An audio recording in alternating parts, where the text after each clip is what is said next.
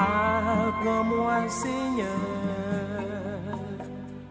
ta parole, ta loi.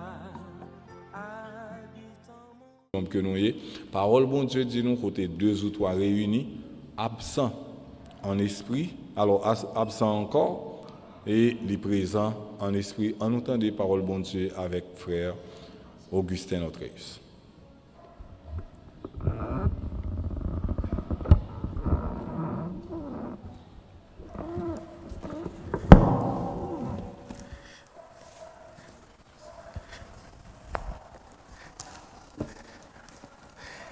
Que la grâce et la paix du Seigneur soient avec chacun de nous.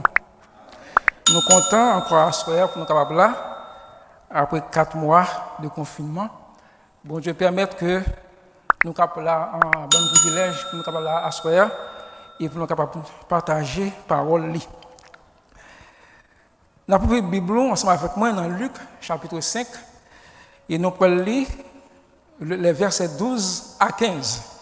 C'est là que nous avons une méditation, parole bon Dieu. Qui t'aime pour nous, Luc 5, versets 12 à 15. Jésus était dans une des villes, et voici un homme couvert de lèpre. L'ayant vu, tomba sur sa face et lui fit cette prière. Seigneur, si tu le veux, tu peux me rendre pur. Jésus étendit la main, le toucha et dit, je le veux, sois pur. Aussitôt la lèpre le quitta. Puis il lui ordonna de n'en parler à personne. Mais, dit-il, va te montrer au sacrificateur et offre pour ta purification ce que Moïse a prescrit, afin que cela leur serve de témoignage. Sa renommée se répandait de plus en plus et les gens venaient en foule pour l'entendre et pour être guéris de leur maladie. Encore une fois, que la grâce du Seigneur soit avec vous tous. Mesdames, nous sommes liés en passage et dans ce passage-là, nous remarquons qu'il y a une prière. La prière dit, Seigneur, si tu le veux, tu peux me rendre pur. Et en dans la prière, il y a un terme. Et c'est le terme ça qui intéresse nous à soi. C'est le mot pur. Le dictionnaire il définit le mot pur comme un bagage qui sans mélange. Et ça rappelle, dans la province côté où je grandis, il y a toujours des officiers sanitaires chaque matin qui toujours passent dans le marché, puis sont capables de vérifier les gens qui vendent les lettres, est-ce que les lettres là sont les lettres qui pures, qui ne sont pas mélangées avec de l'eau. Et en plus fois, on connaît des gens qui portent des bijoux, ils disent ça c'est 18 carats, ça veut dire c'est l'or pur, il n'est pas mélangé. Dictionnaire a une définition, qu'elle bien encore, l'idée pur là c'est sans corruption, sans souillure. Et là, nous avons fait allusion dans un produit qui est gâté, un produit qui est détérioré, tel que un fruit par exemple, et viande par exemple. Nous sommes capables de dire qu'il est gâté à cause de souillure et qui est corrompu.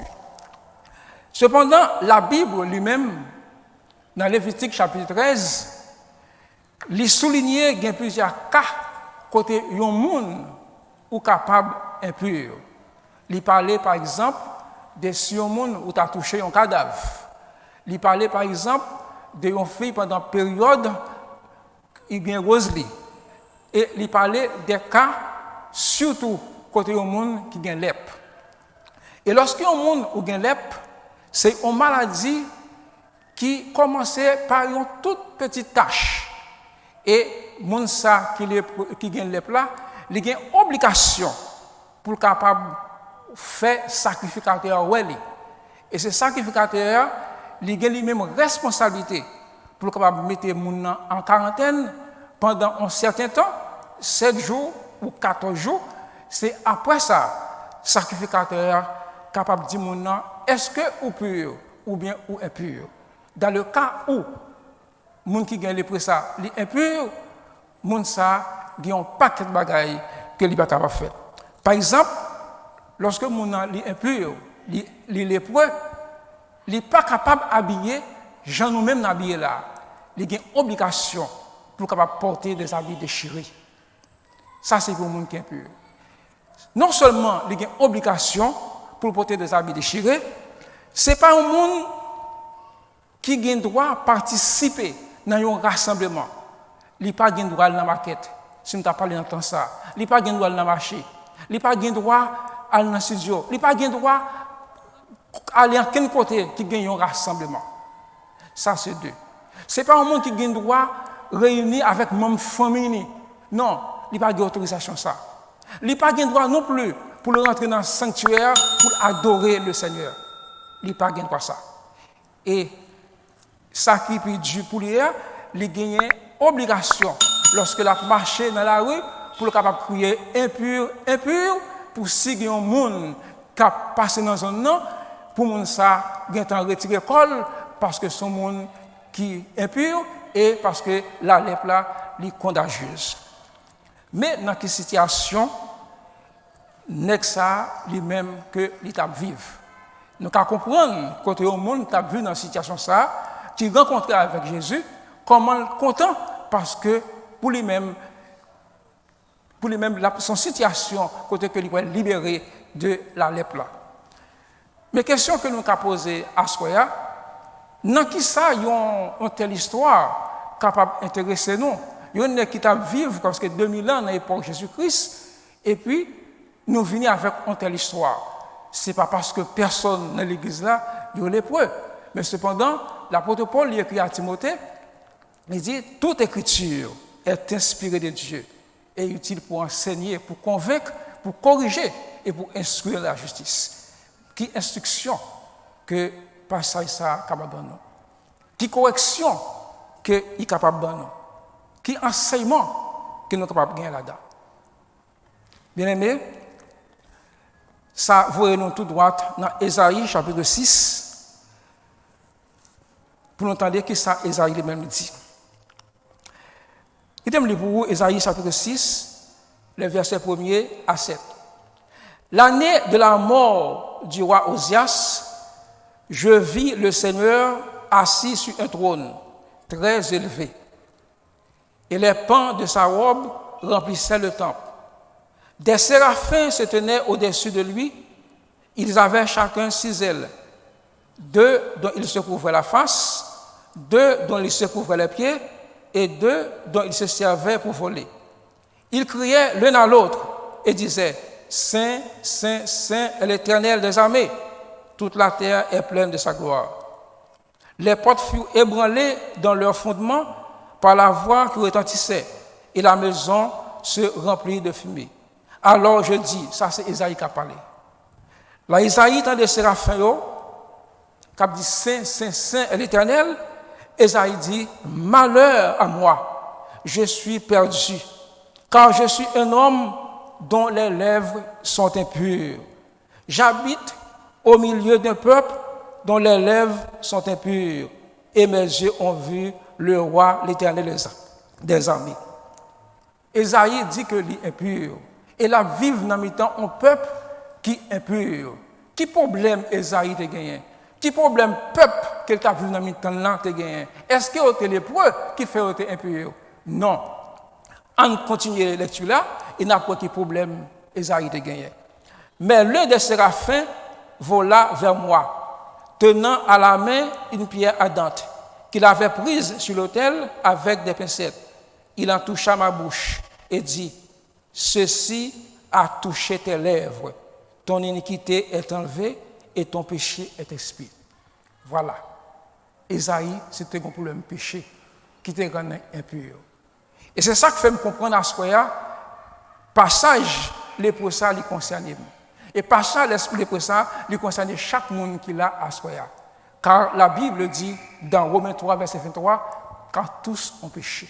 Et puisque tous ont péché, nous sommes tous impurs. Et nous devons comprendre le son que nous à ce moment-là, si que en tant qu'impur, l'État trouve le Seigneur. Et nous croyons qu'il est toujours dans la volonté du Seigneur de purifier les hommes impurs qui viennent à lui. Et maintenant, quelles sont les conditions qui s'imposent pour obtenir cette purification? Dans le passage que nous sortons hier, nous joignons deux conditions. Première condition, c'est que pécheur qui est impur là, il doit reconnaître son état d'impureté. Et deuxièmement, il doit reconnaître que Jésus-Christ seulement qui a purifié lui. Bien aimé, il y a un monde qui est malade, qui a souffert avec un mal, il est important pour le capable connaître, pour capable identifier mal là, pour connaître ce qui a fait mal là, si lui-même il a voulu guérir. Et c'est comme ça, il y a un monde qui a vécu dans le péché, si que il n'est pas conscient de l'état, s'il n'est pas conscient des conditions de vie, il n'est pas jamais capable de sortir dans le péché, il n'est pas jamais joindre la purification. Jésus-Christ donne un exemple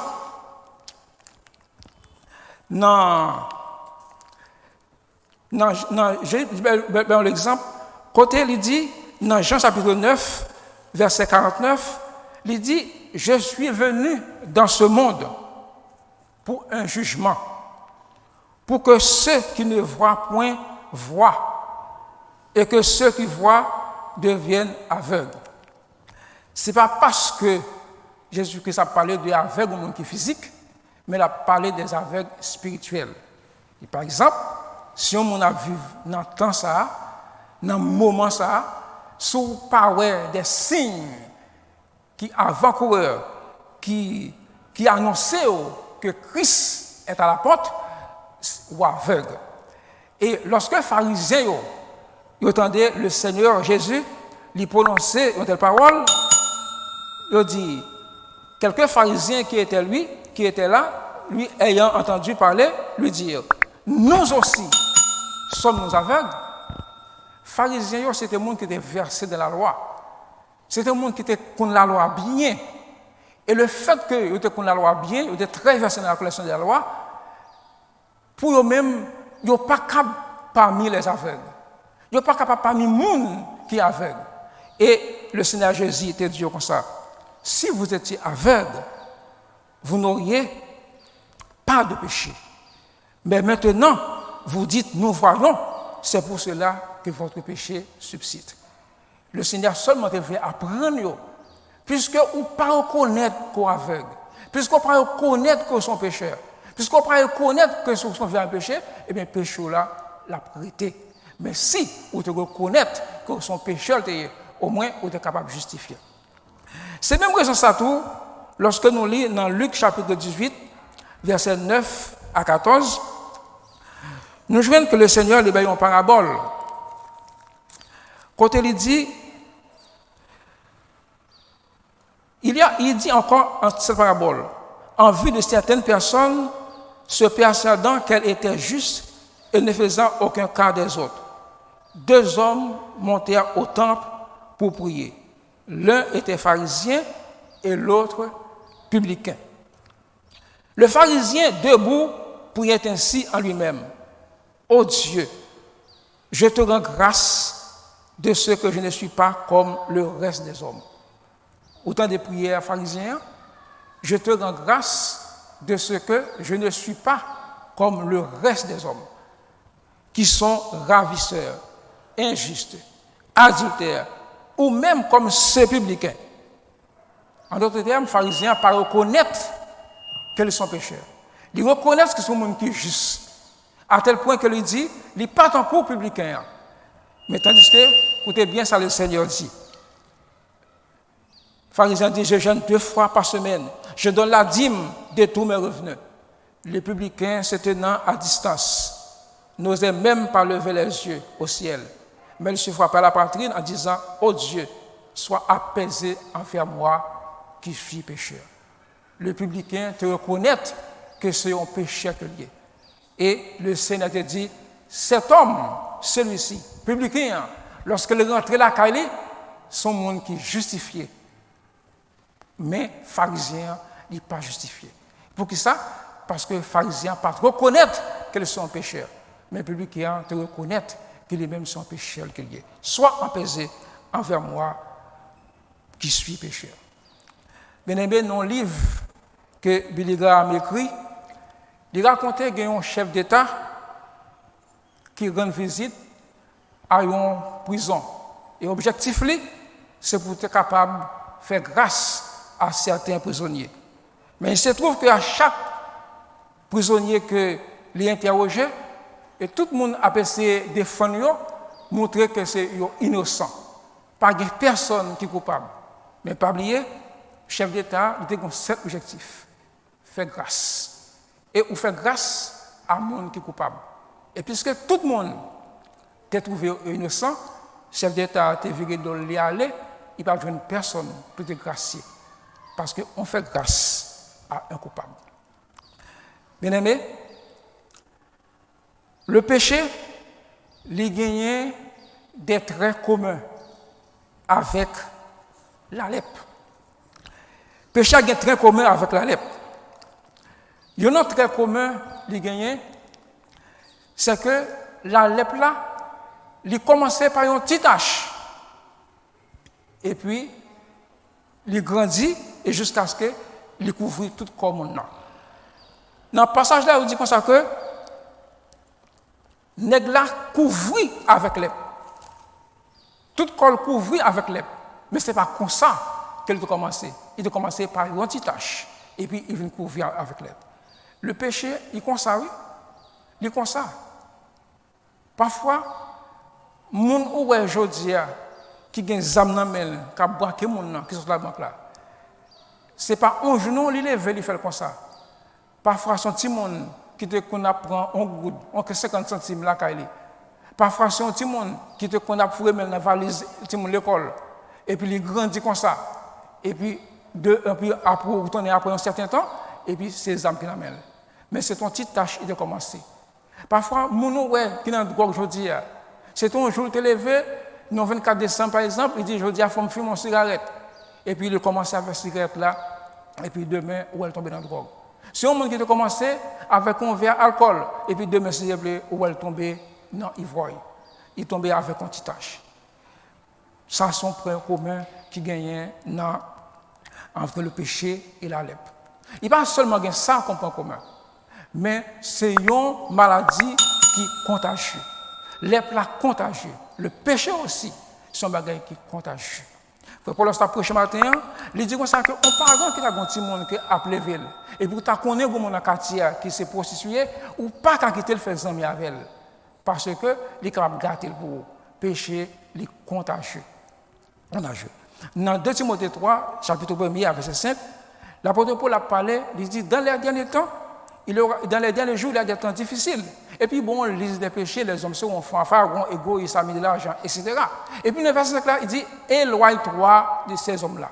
Et pour que ça, l'apôtre Paul parle comme ça, c'est parce que lui connaît que si vous êtes dans le milieu, dans le mi-temps, ça, il va influencer.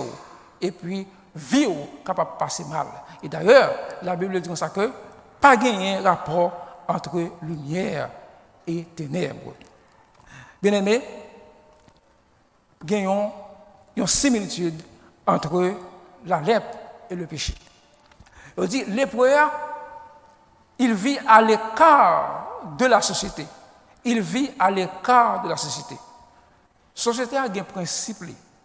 Il y a des bagages qu'il a acceptés, des bagages qu'il n'a pas acceptés. Immédiatement que vous vivez une vie que la société n'a pas acceptée, ou vivre à l'écart de la société. Et c'est un qui est actuel, côté nous entendons que une loi qui sortit, côté société est mauvais, parce que la société n'est pas acceptée. Et si c'est un monde où c'est pratique ça, qu'on fait, c'est un monde qui vit à l'écart de la société.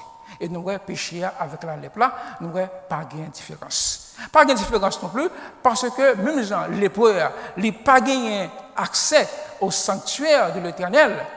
Les pécheurs, lorsque on a vu dans le péché, il n'est pas vraiment à l'aise en compagnie des saints. Il n'est pas à l'aise en compagnie des mondes capables d'adorer le Seigneur. Et c'est ça, en plus de fois, où je vois un monde qui dit, m'a quitté l'église. Et parfois, il met des problèmes, non, soit sous pasteur, soit sous un membre de l'église, soit sous diacre. Mais pas vrai, parce que péché, on a vu dans le péché, et puis la péché fuit l'église. pour que ou pas vraiment suspecter et de la fuir l'église. Mais pourtant, c'est parce que les péchés, parce que le péché n'est pas permettre que vous viviez bien en compagnie des saints. Et c'est ça que fait Adam, une fois que il péché, et puis il voulait le cacher, il fut loin de l'Éternel. Bien aimé, il n'est pas seulement important pour les gens qui péchent, de reconnaître faute, mais il suppose reconnaître que le Seigneur, c'est seul Christ qui est capable de purifier, qui est capable de purifier de tout péché. Dans Matthieu, chapitre 1er, lorsque Ange est venu contre Marie, il dit, c'est lui qui sauvera son peuple de son péché.